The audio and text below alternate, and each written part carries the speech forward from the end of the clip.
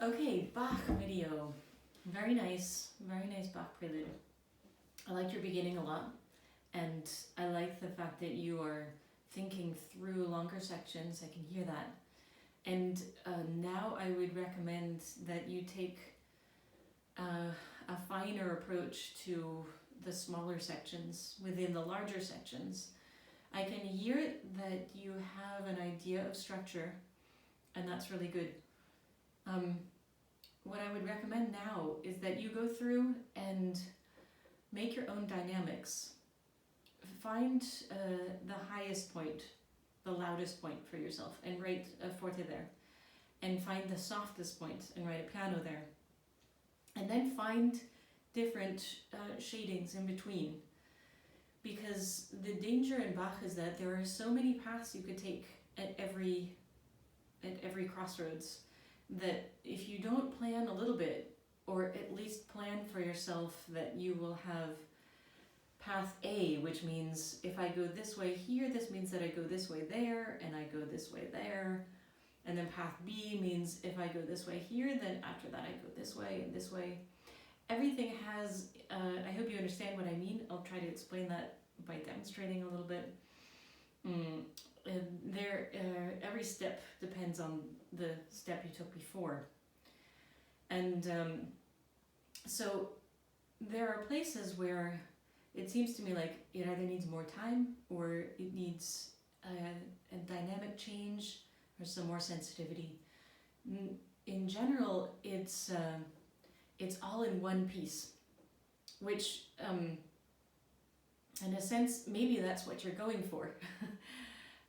But I think you can find more detail, because in a prelude, it's like you want to take, well, when I play, what I aim for is that I want to take the listener on a really interesting walk through this park where I have some favorite flowers over here, and I want to spend a little bit more time there. And then there's a stretch where it's just green, and that's really nice, but we can walk through it a little bit faster.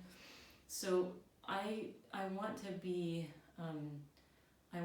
a sensitive guide to the listener, because I know this park much better than they do. Maybe they've been here before, but I want to show them what is special to me. So this is what I would recommend to you. Make this more personal, and make some decisions. You can always change your decisions later, but set some things for yourself, make them stable, and stick with a certain interpretation for a while, and see how it goes for you. And then you can change it if that doesn't work. So a couple of specific things now. You play with a lot of slurs, like I think you do things like that. Generally, there are not that many slurs in the Anna Magdalena Bach manuscript. So what it looks like here is something like that. That's not very practical. But you can change it. It just sounds to me like it's all a little bit too much in the same kind of singing voice as Anna Bilsma would put it, not enough spoken, and I would like to hear a little bit more articulation. So I leave it to you to figure out how and where you want to articulate, but try to give us a little bit more texture there. Okay? And then in that part, especially, I hear, let's see, was it there? Yeah, you go over the top note pretty quickly, like,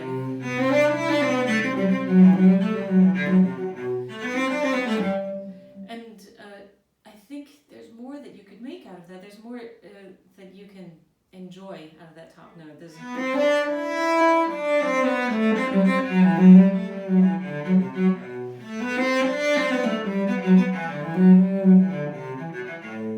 it all depends on which voices you want to bring out, but it seems to me like that's a little bit too quickly just walked through.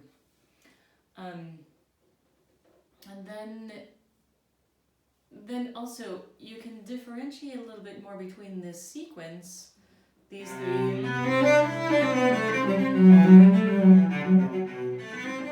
and then what comes after that. There's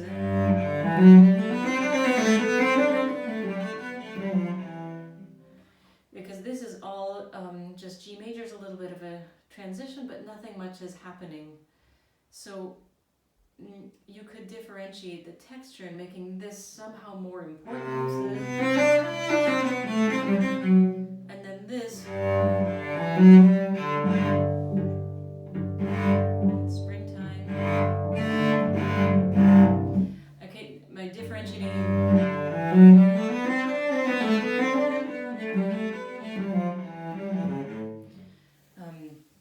So that moves a little bit more.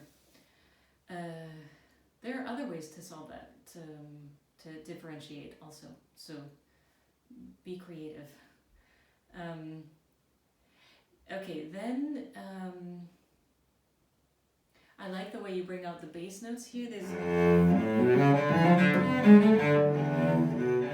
And I think you could do more of that kind of bringing out of the bass line or of a particular line that you want to emphasize. Then I would say decide what dynamic you want to be here. Okay, especially here. I think this might have been the place I meant, not the first place.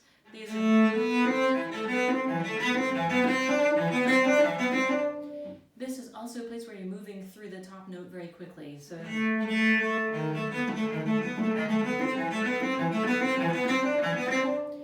as your listener, as your visitor through your park, I don't really know where to look. I don't know where to listen, and I want to be guided a little bit more. In my case, I would guide the listener to listen to this line.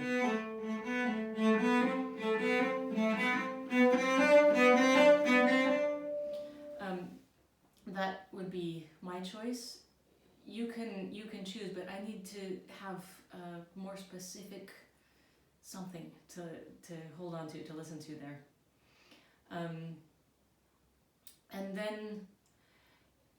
then we go into these diminished chords. And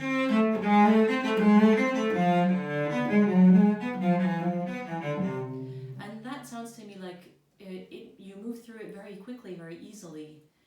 It doesn't sound difficult enough harmonically to me.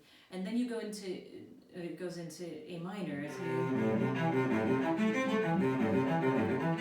To me, this makes sense for this to be softer, because from this point, we are now building up to. So the A minor in the large scale of things leads to this C major, which leads to the G pedal point. Okay, so that's the bigger structure. Then the smaller structure, you can look at how it develops from here. You're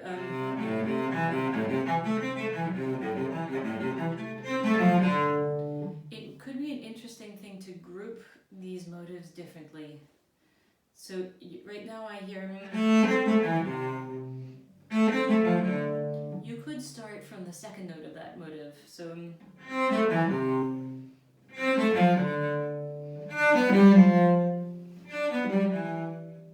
Okay, that's it's a way of framing the chords a little bit differently. Try this at least in your practicing. Group your notes differently until you hear all the different kaleidoscopic possibilities that you have there, and that you can achieve when you want to separate things. you can achieve that by through articulation. So you could have, for example,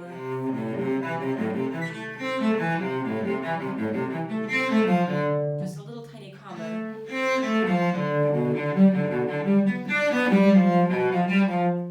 I'm exaggerating a little bit, but you could do something like that. You could also change the bowings, something like that. Okay, you could do something like that. also, I would like to hear that it's clear that you arrive at C major, even just for a moment. So it's a big moment. Again, it doesn't mean that you have to get slower. This is somewhat, that's my take on it, that it relaxes a little bit tempo-wise. It doesn't have to, but do take the time for yourself in your practice to feel the connection between here. This is the first time we're landing back in C major since the beginning, so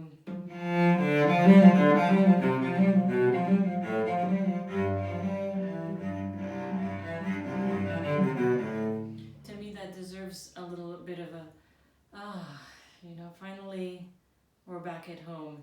And here this sounded quite rushed to me, the way you played it.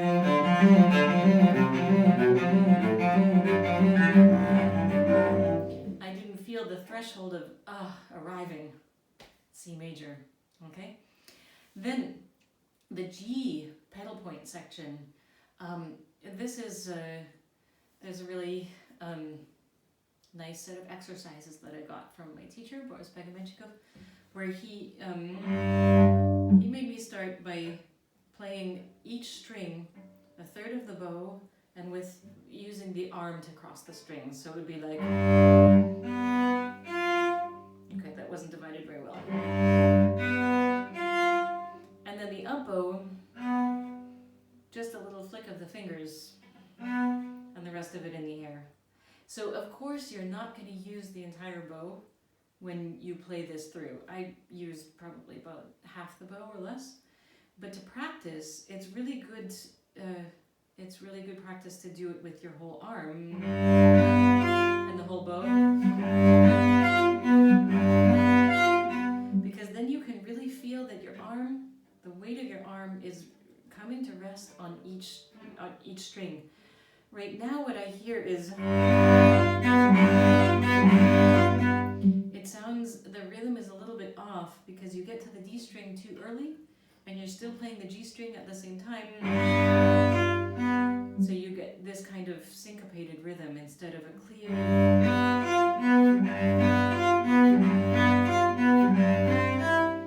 Okay, then the next step with this whole arm exercise, the first step would be, you can even stop the bow in between the strings. Then I would add just a little bit of the first finger to make a little articulation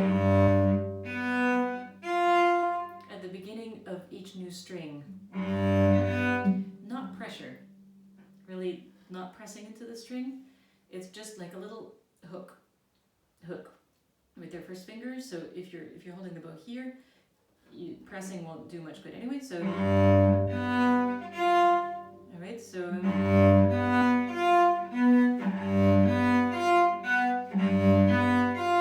And stay in a slow tempo for as long as you need to just keep each string really separate and independent. Then as it gets easier, then you can start to shorten the amount of bow and make it faster.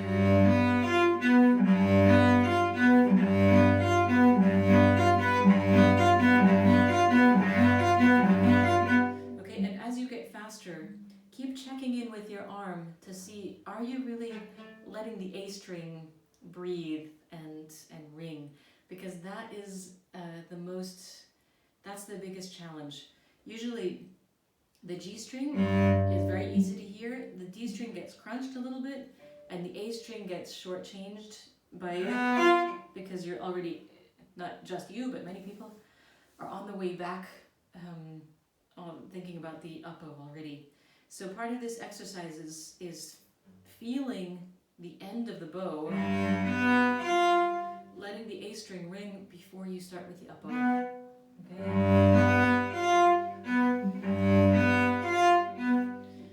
Okay, you can spend a lot of hours on this passage just like this.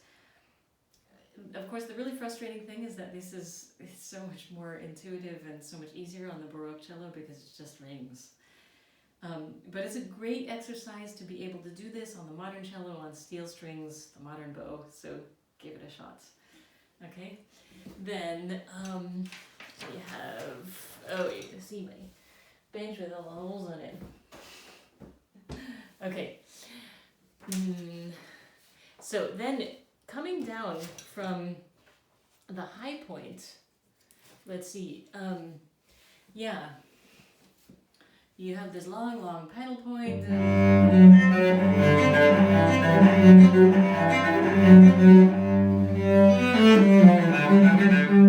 I like to feel something of a, whew, okay, G is over. Finally, we get to move on to something else. I think if you don't have a little bit of a breath there, then it starts to feel very tiring. Probably both to you and to the listener. So there's something happens there. You get to, it's also interesting that he spends a whole bar on the dominant seventh. Okay, every possible voice in that every possible note in that middle voice, and then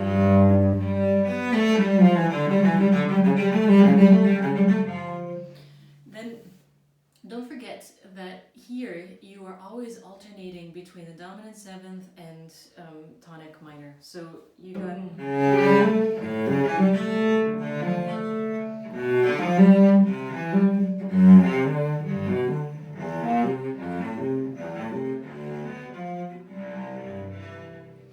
you could play those chords for yourself. Probably don't have a piano, but you can pitch them. So you really have a feeling of what the chords are, so you don't get lost in all the notes. Because we always have the harmonic rhythm is one bar, one bar, one bar, one bar, and so on. And then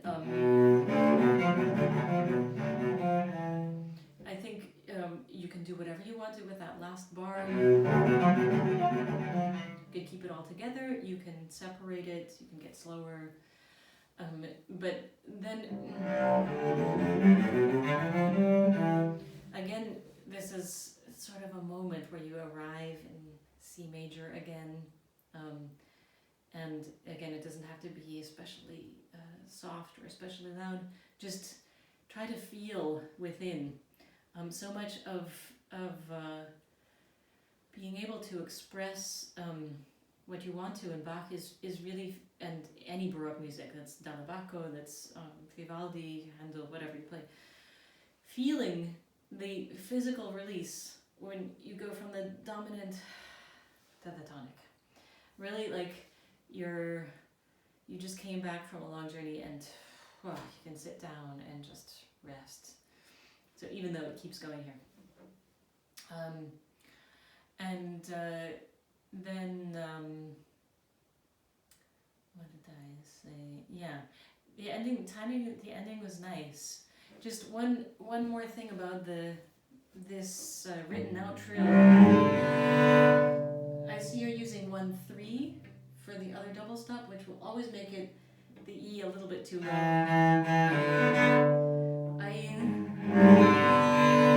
I change for the first finger here and then use 3-2.